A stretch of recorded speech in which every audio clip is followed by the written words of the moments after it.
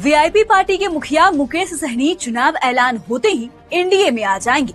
BJP चुनाव में केंद्रीय मंत्री, सांसद और एमएलसी को विधायकी का चुनाव लड़वाएगी और राहुल जी के फॉरेन ट्रिप के चलते महागठबंधन में सीट शेयरिंग उलझ गया है। नमस्ते, हम हैं पूजा प्रिया। बिहार में दबे मुंह लोग इन 3 बात पर चर्चा कर रहे हैं। अरे उहे जिसे अंग्रेजी में कॉन्स्पिरेसी थ्योरी कहते हैं। तो चलिए शुरू करते हैं इस हफ्ते का सच्चा झूठ।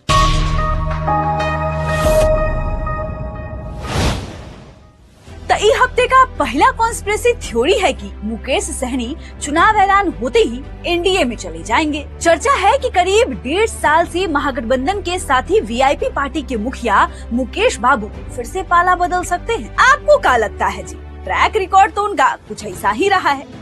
खैर देखिए, 28 सितंबर को मुकेश बाबू ने कहा कि दशहरा तक सीट शेयरिंग फाइनल हो जाएगा, लेकिन यहाँ तो दशहरा भी बीत गया, बारिश में रावण का मुंडी टूट गया और रावण दहन भी हो गया, लेकिन सहनी जी का ऐलान बाकी रह गया। जिसके बाद से सियासी गलियारे में चर्चा होने लगा कि मुकेश जी पाला बदलने वाले हैं। यह नहीं, खबर है कि सहनी जी ने रात में अपने दूत को एनडीए के बड़गा साहब से मिलने भी भेजा था। दरअसल मुकेश सहनी ने महागठबंधन में 60 सीट और डिप्टी सीएम के पद की डिमांड की है, लेकिन चर्चा है कि कांग्रेस ने अरंगा लगा दिया है। काहे से कि उनकी खुद की चाहत है डिप्टी सीएम वाली कुर्सी की। सहनी जी की वीआईपी को 14 सीट का ऑफर मिला है। राजनीतिक पंडितों का मानना है कि अगर न मन का सीट मिलेगा और न ही डिप्टी सीएम का पद, तो भला काहे मुकेश जी महागठबंधन में रहेंगे। जब कमे सीट पर लड़ना है तो काहे न एनडीए से चुनाव लड़े।